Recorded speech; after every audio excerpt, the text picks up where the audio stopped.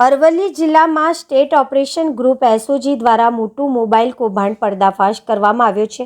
Technical analysis દરમિયાન પોલીસને ચોંકાવનારી માહિતી મળી છે કે એક જ IMEI નંબર પર અલગ અલગ કંપનીના કુલ 101 મોબાઈલ ફોન એક્ટિવ હતા। સામાન્ય રીતે દરેક મોબાઈલમાં અનન્ય IMEI નંબર હોય છે જે તેની ઓળખ તરીકે કામ કરે છે, પરંતુ એક જ IMEI નંબર પર એટલા બધા ફોન ચાલતા હોવું ગેરકાયદેસર પ્રવૃત્તિ તરફ સ્પષ્ટ સંકેત આપે છે।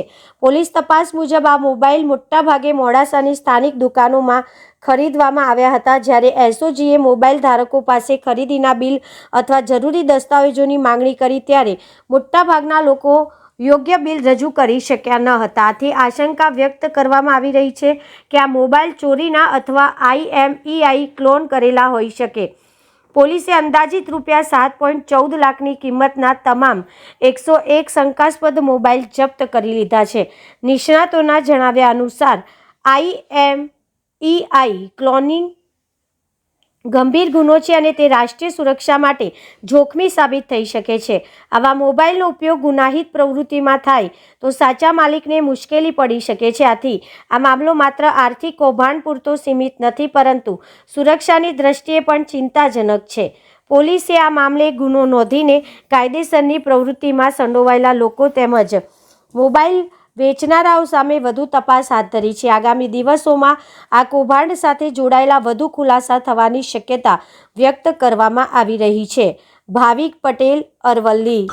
રેન્જ આજી શ્રી વિરેન્દ્રસિંહ યાદવ સાહેબના માર્ગદર્શન હેઠળ તેમજ SP શ્રી મનોહરસિંહ જાડેજા સાહેબના સૂચના હેઠળ અરવલ્લી જિલ્લામાં ગરફોડ તેમજ ચોરીઓના બનાવો, મિલકત સંબંધી બનાવોને ડિટેક્ટ કરવા માટે જે સૂચનાઓ આપેલી એ અનુસંધાને અરવલ્લી એસઓજીની ટીમ, ટેકનિકલની જે ટીમ છે તે ટીમ દ્વારા જગ્યા પર જઈને અલગ અલગ મોબાઈલ ડેટા કવર કરવામાં આવેલા અને એમાંથી અમને એક IMEI નંબર મળી આવેલો અને એ નંબરના આધારે અમે કોલ ડિટેલ મંગાવી અને CDRનો એનાલિસિસ કરતા એક જ IMEI નંબર ઉપર ખાસા બધા અલગ અલગ ડિવાઇસ યુઝ થયેલો હોય એવો અમને જાણવા મળેલો, જેના આધારે અમે આ જે મોબાઈલ ધારકો છે એમને બોલાવીને પૂછપરછ દરમિયાન જાણવા મળેલ કે તમામ મોબાઈલ છે એ બિલ વગરના મોબાઈલ હતા અને એક જ IMEI નંબર ઉપર તમામ ડિવાઇસ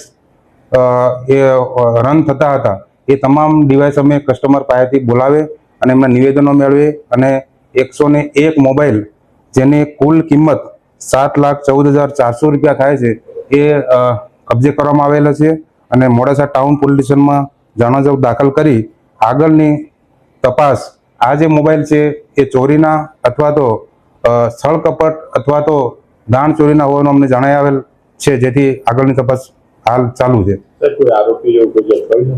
એ બાબતે આગળની કાર્યવાહી હાલ ચાલુ છે। સર, એક જ વ્યક્તિ પાસેથી આટલા બધા મોબાઈલ ઝડપાયા કે અલગ અલગ વેપારીઓ પાસેથી આ બધા મોબાઈલો ઝડપાયા હતા અને આગળ આવી IMEI નંબર ઉપરથી ડિટેક્શન કરવાના વધુ મોબાઈલ પકડવાના ચાન્સીસ કેટલા? અત્યાર સુધી અમે જે મેક્સિમમ મોબાઈલ અમે રિકવર કર્યા છે, આના સિવાયના પણ ખાસા બધા અમારી પાસે નંબરો છે કે જે અમે રિકવર કરવાના છે અને એના માટે અમારી આગળની તપાસ ચાલુ છે। આ જે મોબાઈલ જે IMEI નંબર છે એ એક જ નંબર, આ જેટલા બી મોબાઈલ છે એ તમામ મોબાઈલમાં એક જ નંબરથી તમામ મોબાઈલ રન થયેલા છે અને આના સિવાયના પણ ખાસા બધા મોબાઈલ છે, પણ અત્યારે અરવલ્લી જિલ્લા અને આજુબાજુના ગામડાઓમાંથી અમે મોબાઈલ રિકવર કરેલા છે। આ સિવાય અન્ય જિલ્લાઓ તેમજ અન્ય સ્ટેટમાં પણ આ મોબાઈલ ગયેલા હોવાનું અમારા ધ્યાન પર આવેલ છે, જેની તપાસ હાલ ચાલુ છે।